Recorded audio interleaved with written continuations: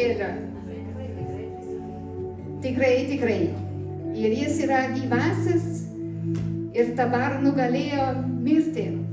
Viskas, kas galėtų mus prigąsdinti, yra nugalėta, nes Kristus prisikėlė. Aleliuja. Džiaugiuosi, kad jūs kartu su mumis šiandien norit švęsti Kristaus prisikėlimo šventę. Tai yra ir gamtos prabudimas, tuo pačiu laikotarpiu, bet mums yra svarbiausias, kad Kristus prisikėlė, nes tai keičia viską. Ir aš džiaugiuosi, kad šiandien tikrai ir su muzika, ir giesmėmis galim šlovinti Viešpatį. Mūsų muzikantai labai daug dirbo, labai kruopščiai pasiruošė tai dienai, kad mes visi būtum palaiminti ir įtraukti į tą džiaugsmą ir į tą šlovinimą. Mūsų Viešpats gyvas, jeigu tai ne priežastis džiaugtis ir linksmintis ir švęsti, tada jau nežinau, kodėl būtų verta švęsti. Tai Viešpatie, dėkojam tau už šitą prisikėlimo stebuklą. Ačiū, kad tu esi mūsų tarpe, čia dabar ir visur, kur žmonės troška pažinti tave. Jėzu, aš prašau, kad kai mes prisimenam tavo prisikėlimą, neliktų jokio liūdesio ašarų, bet būtų pakeistos tas ašaros į džiaugsmą ašaras, nes mirtis nugalėta. Ir mes žinom, geriausias mūsų dar laukia, nes tu esi gyvas. Pripildyk mūsų širdį šiandien būtent šitą viltį ir šitą džiaugsmą. Būk tu šlovintas, kad mes esam čia dabar ir per mūsų visą gyvenimą. Amen.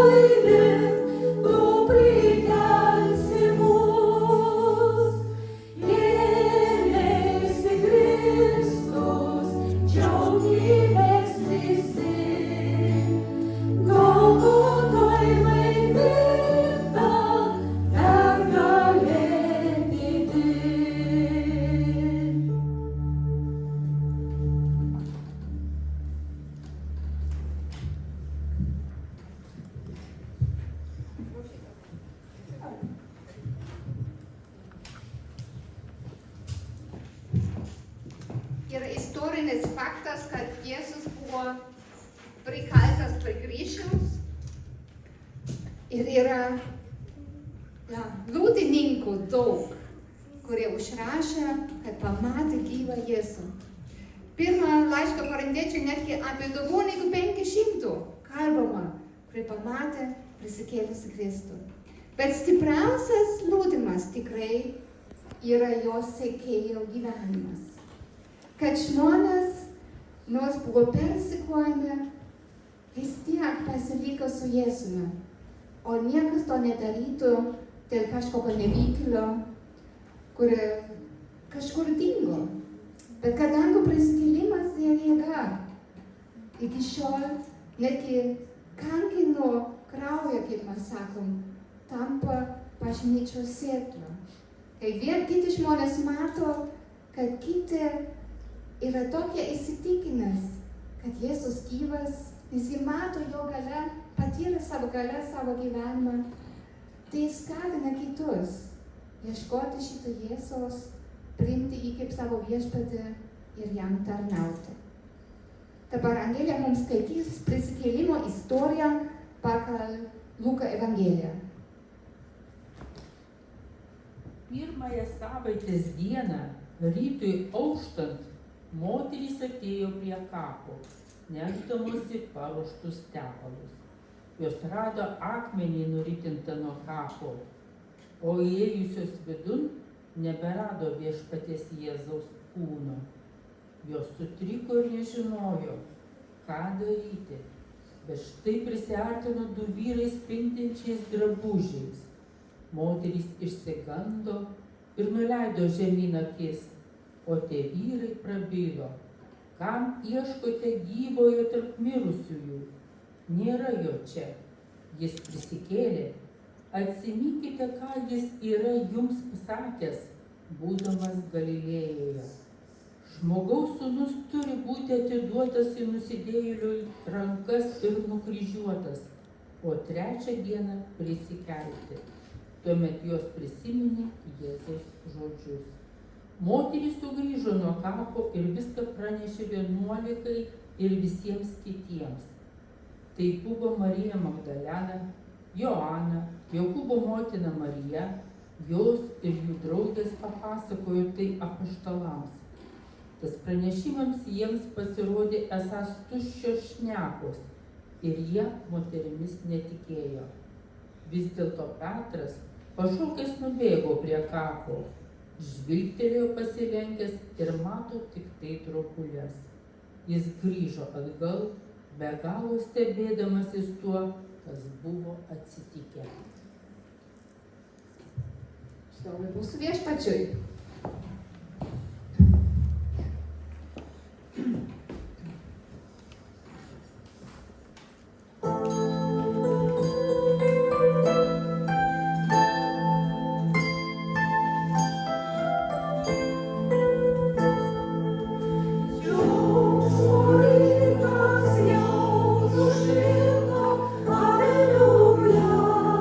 Sveikina išgelbėto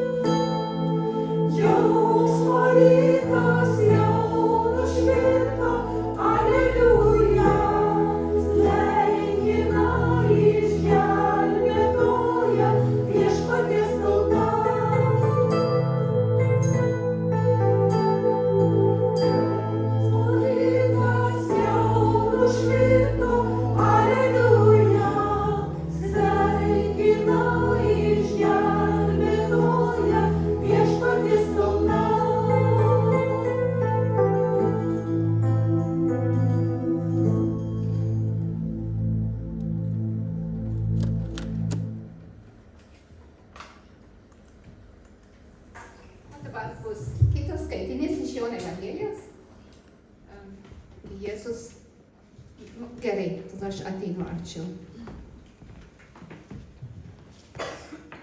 Pasirodymas Marijai Magdalenai. O Marija stovėjo lauke, palei kapą ir verkė. Verkdama ji pasilenkė į kapo vidų ir pamatė du angelus, baltais drabužiais sėdinčius, vieną galvūgalyje, kitą kojų vietoje ten, kur būta Jėzaus kūno. Jie paklausė ją, moterie, ko verki? Jie atsakė, kad paėmė mano viešpatį ir nežinau, kur jį padėjo. Tai tarus jie atsisuko ir pamatė stovintį Jėzų, bet nepažino, kad tai Jėzus. O jis tarė jai, moterie, ko verki, ko ieškai? Jinai manydama, kad tai sodininkas, atsakė, viešpatį, jei jį išnešiai, pasakyk man, kur padėjai, aš jį pasiimsiu. Jėzus jai sako, Marija, jie atsigrėžė ir sušuko hebrajiškai. Rabūni, tai reiškia mokytojau. Jėzus jai tarė, nelaikyk manęs, aš dar neįžengiau pas tėvą, verčiau eik pas mano brolius ir pasakyk jiems, aš žengiu pas savo tėvą ir jūsų tėvą, pas savo dievą ir jūsų dievą. Marija Magdalena nuėjo ir pranešė mokiniams, kad mačiusi viešpatį ir ką jis jai sakęs.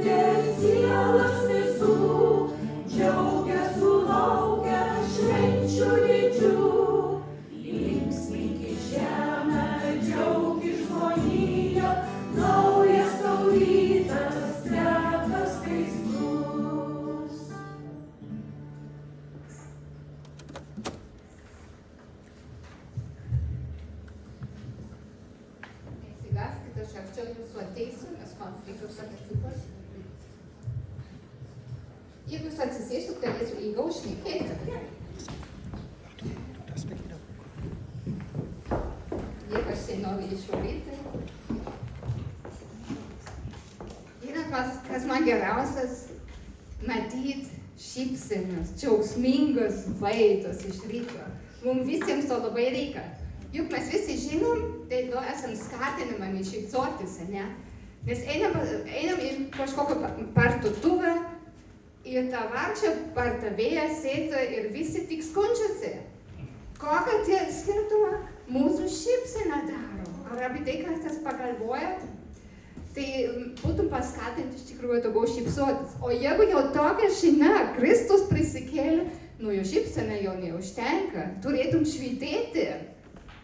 Nors mes girdėjom ištraukas iš Biblijos, kad pirmą Velykų rytas absoliučiai nelinksmai prasidėjo. Buvo labai, labai liūdnas rytas. Tai mokiniai ir moteris, mokinės Jėzų, ne? Nes visada su juo buvo kartu. Jiems visiems buvo dar šokas. Buvo taip liūdna. Jie buvo visiškai pasimetę.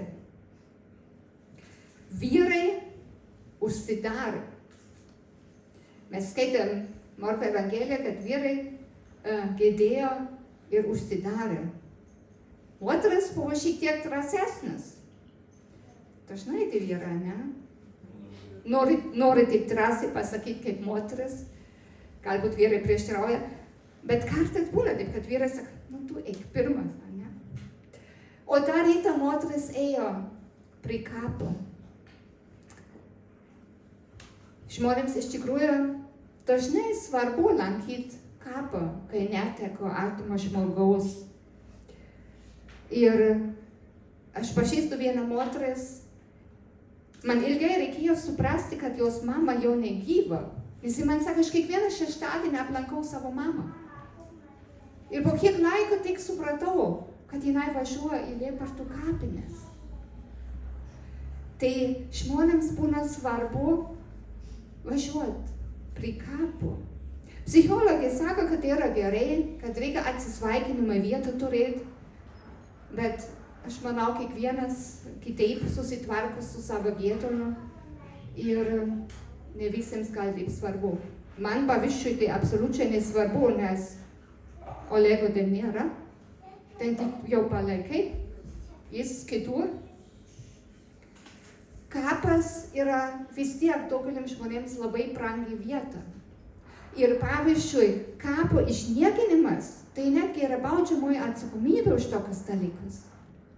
Tai suprantame, koks šokas gali būti žmogui, kai jis ateina prie artimiausio žmogaus kapo ir mato, kad viskas pasikeitė.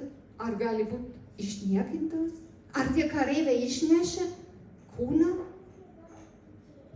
Mes galim suprasti, kad Marija ten stovėjo ir verkė. Negana to, kad jau prarado Jėzus, kad atrodo viskas baigta, viltis nebėra, viltis žlugo, juk jis buvo toks įspūdingas mokytojas, padaręs stebuklus, jie iš tikrųjų galvojo, nu jis gali būti yra tas Mesijas. O kai Petras ir pasakė, tu esi Mesijas, ir Jėzus jam atsiliepė, tai jo, tėvas danguje tau atskleidė. O dabar jo nėra. O kas bus su jais, su mokiniais? Juk jį visą savo gyvenimą paliko, kad būti kartu su juo. Viską atidavė dėl jo. Ir jo nebėra. Atrodo, kiti vis tiek nugalėjo. Ne jis. Ir apimti liūdesio ir skausmais, jis visiškai buvo pamiršo, kad Jėzus juk apie tai kalbėjo, o ne vieną kartą, kad jis turi kentėti, kad bus nužudytas ir kad prisikels trečią dieną. Absoliučiai pamiršo. Nu, Petras ir tą momentu, kai Jėzus tai pasakė, nenorėjo priimti. Nepatiko tokia mintis. Bet dar ne kartais ir mums taip būna, kai yra labai sunkus momentas, mes kartais pamirštam, kokia yra pažada iš Dievo. Ir mes pamirštam, kad jis iki šiol buvo ištikimas, kad jis visada laiko savo žodį. Jeigu mums būna sunku, kartais užsidarom savo skausmuose ir nieko kito nepamatom, negu taip, kaip mums blogai sekasi. Marija negalėjo atpažinti Jėzus. Akis aptemdytos ašaromis. Kaip mums kartais. Kai mes netekam mylimą žmogaus, kai skausmas yra, kai sergam, kai yra rūpesčiai, kai nežinom, kas bus rytoj, kai nežinom, iš ko gyvensime ir kur gyvensime ir kas bus toliau, mes kartais nepamatom Jėzus, mes nematom, kokias galimybės Dievas mums rodo, kokias žmonės jis atsiunčia į mūsų kelią, kokias pasiūlys jis mums turi ir mes tik matom tokią mažą, gal visų gyvenimo atkarpą ir atrodo, tam ir baigėsi viskas, aklavietė. Bet Jėzus pašaukė Mariją ir tai pakeitė viską. Marija patyrė, kas yra parašyta Jesajo knygoje. Tad Dievas šaukia mūsų vardu. Jau kažkas šaukia mūsų vardu, čia kažkas labai asmeninė patirtis. Čia yra didelis skirtumas, ar aš pasakysiu, moteris su raudonu megztiniu ateik. Didelis skirtumas. Ar aš galiu pasakyti, mes neturim dabar, raudoną suknelę turim. Ne, ateikit jūs. Tai būtų labai asmeniška. Bet Dievas taip į mus žiūri labai asmeniškai. Nors jis turi ten kiek milijardų žmonių, jis mato kiekvieną iš mūsų labai asmeniškai su mūsų poreikiais. Mato mūsų skausmus ir mato, kokio žodžio mums reikia, kokio prisilietimo mums reikia. Jėzus pats pasakė Jono Evangelijoje, apie tai galim skaityti, kad savasis atpažino jo balsą. Kuo arčiau mes esam Jėzus, kuo geriau mes jį pažįstam, to lengviau yra mums atpažinti jo balsą ir kad jis kalba į mūsų situaciją. Ir kad netgi jeigu daug tų kitų balsų yra, kad mes stipriausias balsas mums būtų jo. Marija patyrė tą momentą, kad kapas, kai jinai nuėjo, tai buvo jai vieta gedėti. Bet būtent kapas jai tapo viltis vieta. Man patinka šita mintis. Ir aš mums visiems linkiu, kai mes prieinam prie kapų ir mums visiems gyvenime tenka tai daryti, mums visiems tenka atsisveikinti. Aš labai mums visiems linkiu, kad mes turėtum tokią Marijos patirties. Čia ne viskas pasibaigia. Čia tik žemės gyvenimas pasibaigia. Bet už šito yra šviesa, yra viltis. Nes jo čia nebėra, jis prisikėlė, o tai keičia viską. Ir kadangi paskutinį momentą pati dažnai buvo kapinėse, nes reikėjo galvoti, kaip sutvarkyti Olego kapą, aš labai stebėjau, kaip žmonės puošia kapus. Ir žinot, labai liūdna, dauguma kapų atrodo labai liūdnai. Atrodo, kad viskas ten baigėsi. Ir dėl to Olego kapas bus kitoks. Aš pasakau, jokios juodos spalvos aš ten nenoriu matyti, nes jis yra šviesoje. Mes turim suprasti, kad mirtis yra nugalėta. Laiške Hebrajams skaitom, kad Jėzus mirtis sunaikino tą, kuris turėjo mirtis valdžią. Tai yra velnas. Kad jis išvaduotų tos, kurie bijodama mirties visam gyvenimą buvo patekęs į vergiją. Jeigu mes bijom mirtis, mes esam mirties vergai. Iš to Jėzus nori mus išlaisvinti. Mirtis nugalėta, šėtonas nugalėta, gali mus dar gąsdinti. Bet mes jam visada pasakyti, nepamiršk apie Jėzų. Aš jau penktadienį pasakoju, gavau tokią paveiksluką, vieną traukę atstumt buvo vokiečių kalba, bet jums tą mintį pasakosiu. Pokalbis, šėtonas Jėzus. Mirtis Jėzus, bet čia yra tas pats galim sakyti, ne? Nes šėtonas naudoja mirtį kaip savo ginklą. Didysis penktadienis. Mirtis sako, nu va, Jėzau, pagavau tave. Šeštadienį mirtis sako, nu va. O sekmadienį, Velykų rytą, mirtis sako, oi ne. O Jėzus sako, taip, viskas tau, nugalėta esi. Tai yra svarbu. Jėzus sako, kad jis yra prisikėlimas ir gyvenimas. Ir tai yra svarbu mums visiems žinoti. Visi, kurie to tiki, turės amžiną gyvenimą. Aš esu prisikėlimas ir gyvenimas. Kas tiki mane, nors ir numirtų, bus gyvas. Kokia žinia? Geriausia žinia, visų laikų geriausia žinia, kuri turi būti skleista.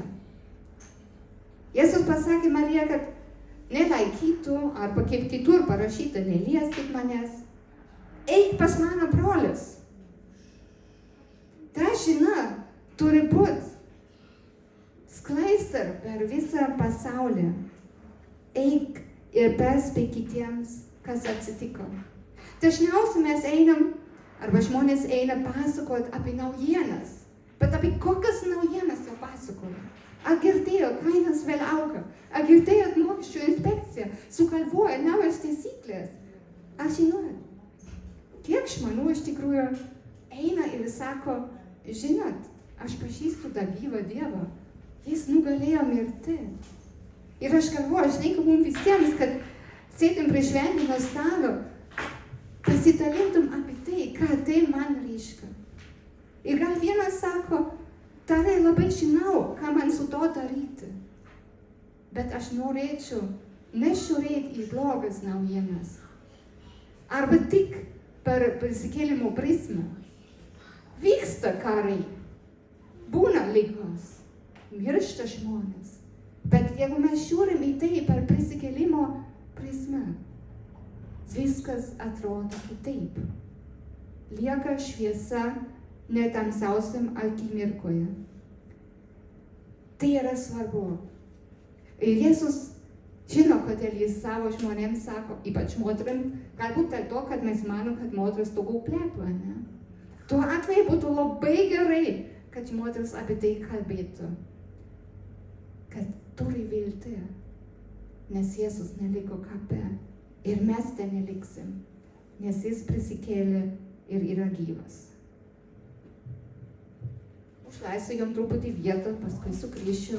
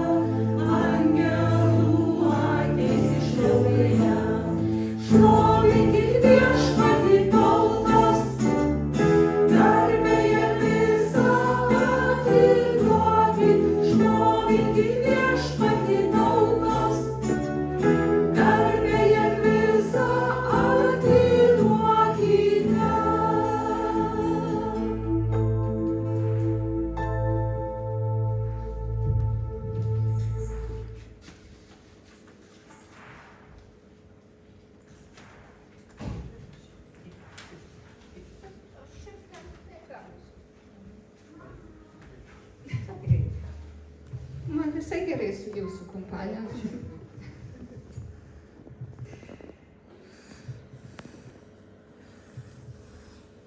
Čia gyvena viena mano draugė.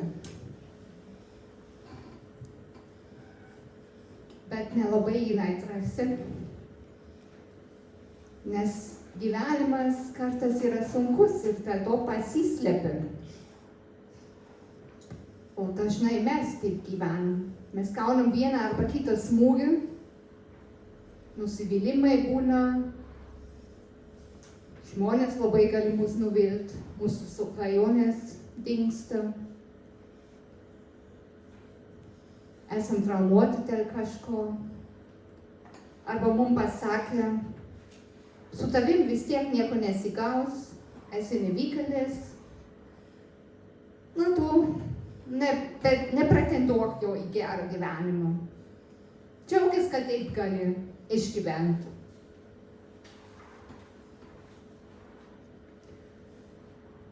Jėzus prisikėlė ir niekas mus nebegali sulaikyti.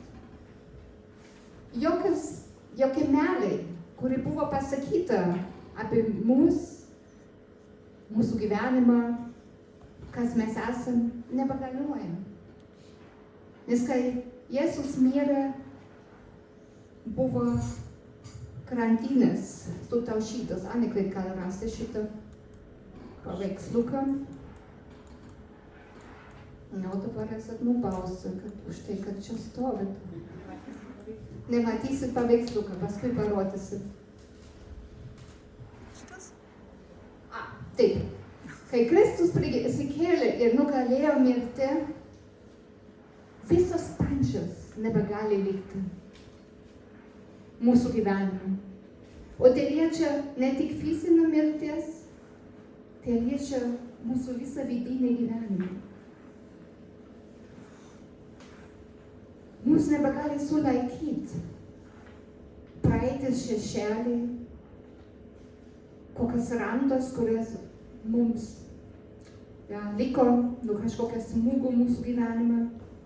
Negali mūsų laikyti kažkokie skolių raštas, išsilavinimo trūkumas, kad mes neiškilim iš kažkokios bajorų šeimos, kad mes ne iš verslininkų šeimos, kad mes tik kaimiečiai.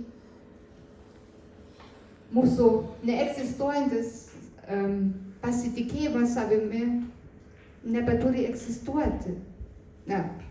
Jeigu pasitikėjimas savimi iki šiol neegzistavo, tai neturi likti. Nes Jėzus mirė už kiekvieną iš mūsų. Kokią mes tik atrodom, arba kiti mums sakė, kokią mes tik būtum, tai nepagalioja. Jeigu Kristus už mus, tai yra jėga. O jeigu jis sako, tu esi vertingas, tu esi vertingas. Nu, bet kaip man dažnai, kas čia stovi, man ateina idėjas ir aš esu negerai pasiruošusi. Aš turėčiau tokią gerą nuotrauką, bet tai aš neparuošiau. Aš darau tą nuotrauką, kai aš paskutinį kartą pas tėvus buvau. Nes galvoju, aš kažkada panaudosiu. Dabar reikėjo. Aš buvau tokia nepasitikėjanti savimi mergaitė, kur daug kas man pasakė, kad aš netinku niekam. Nu, susipažinau su Jėzumi, jau supratau, kad aš jam tinku. Ir tas pasirinkimas, ar klausysiu žmonių, ar klausysiu Jėzus. Tai aš galvoju, jeigu Dievas yra Dievas, reikia jo klausytis, o ne žmonių. Tai buvo mano galvoje. Ir paskui atsitiko tai, kad aš vieną dieną užmigau ir prie mano lovos buvo žvakė, deganti žvakė. Ir atsibudau, kaip mano antklodė pradėjo degti. Ir nuotrauka būtų ta susuta antklodė, nes dar egzistuoja. Ir aš galėjau užkasinti, o tą momentą man krito giliai iš širdis, kas prieš tai tik buvo galvoje. Aš esu tikrai Jėzui dar reikalinga. Ir jis turi planą man. O tai yra tą momentą, kai kuris grandinės mano gyvenime nebesulaikė manęs, nes Jėzus išlaisvino, kas gali mane sulaikyti. Ir dėl to, kaip mano traukia, jeigu mes tai žinom, galim atsargiai išlįsti iš savo slėptuvės, žiūrėti, kas čia vyksta aplink. Nėra pavojinga čia, nes Jėzus su manimi. Tikrai nėra pavojinga.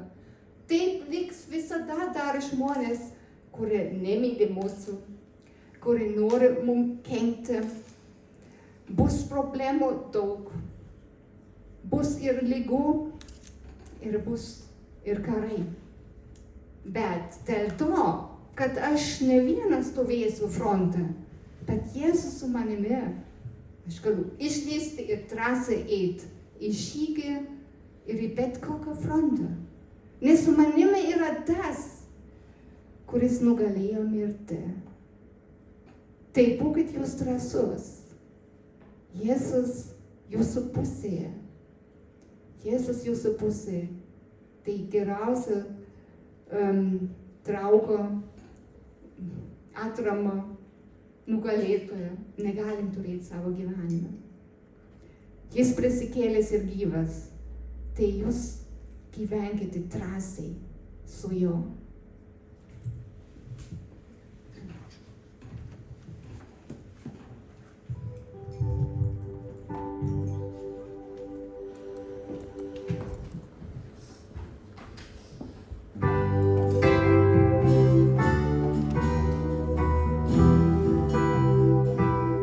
You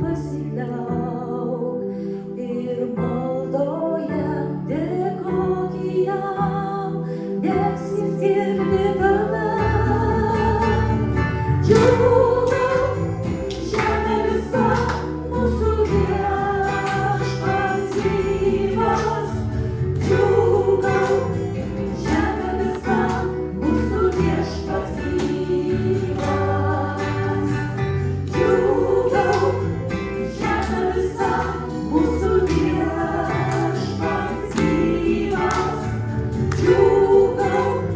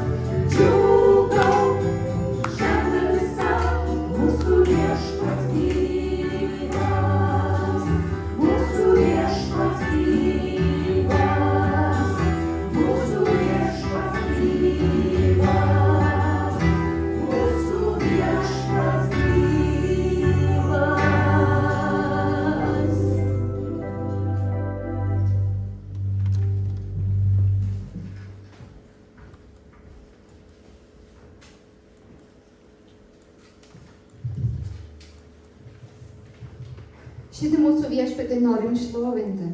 Ir jis visada laukia mūsų. Mūsų kontakto su jo malda.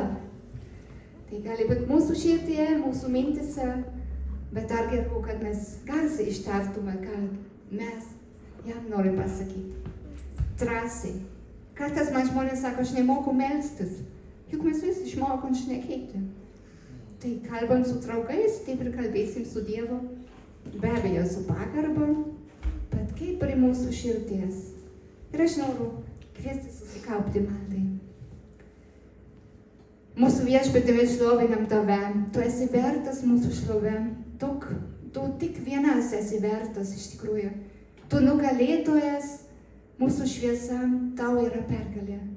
Ir mes dėkojam tau, kad tu laikai savo visus pažadus ir kad kai tu pažadėjai, kad mes būsim gyvi su tavimi dėl tavo prisikėlimo, tai mes džiaugiamės to ir mes laukiam to ir mes norim skelbti šitą žinią.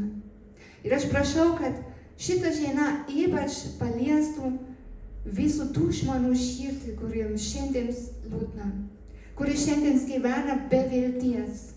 Jėzau, būk tu jų vilties. Kalbėk tu į jų gyvenimą, kaip tu kalbėjai Marijai, kad jie suprastų aiškiai, tai yra gyvas viešpats, kuris stovi mano kelyje, kad mane toliau vestų namo. Ačiū, kad tu esi mūsų pagalba čia ir dabar ir kad tu pažadėjai mums kurti namus amžinai buveinė. Šlovė tau viešpatį. Garbė tau, ties tu esi to vertas. Aukščiausias karalių karalis esi. Mes garbinam tave. Amen. Dar noriu priminti, šiandien yra ta sekmadienė, kai mes renkam auką Išganymo armijos tarptautinei veiklai. Tie, kurie pas mus ištikimai lankosi, pamatė 3 filmukus apie tarnystę Grenlandijoje, Indijoje ir Urugvajoje. Ačiū. Tai buvo tik pavyzdys, bet mūsų darbas, kaip tik, kai mes pradėjom, buvo labai stipriai remama iš šitos akcijos ir mes dabar norim padėti ir kitiems. Kad jums būtų laisvė, nėra spaudimo, kviečiam po pamaldų prieiti ir mesti kažką į tą krepšelį ir bus išsiųsti tie pinigai, kad pasiektų savo tikslą. Ačiū jums labai, kad dalinatės.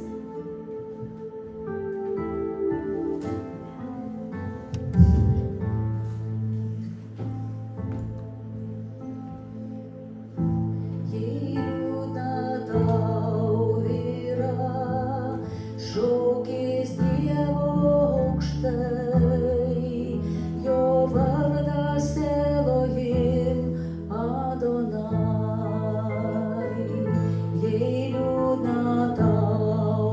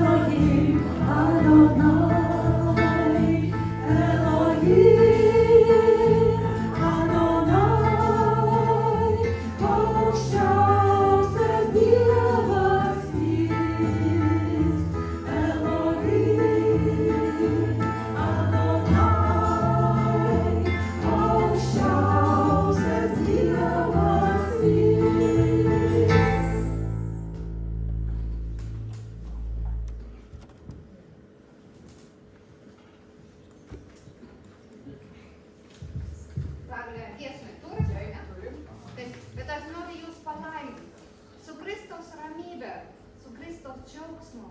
Tegūna pripildyta jūsų širdis. Džiaugsmas ir ramybė ir viltimi. Amen.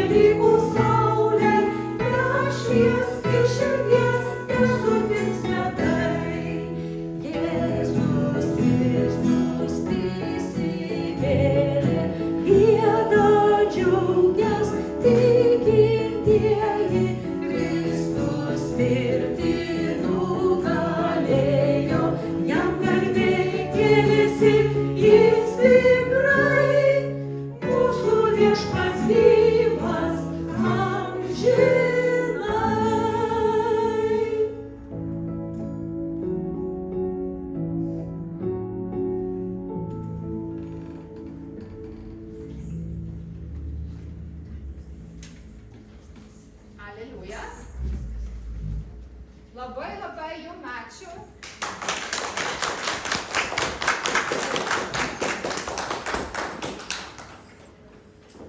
Labai ačiū visiems, kad esat kartu, bet mes dar nebaigiam šventės. Dabar mūsų tradicija yra stalo sustoti ir pabūti kartu ir švęsti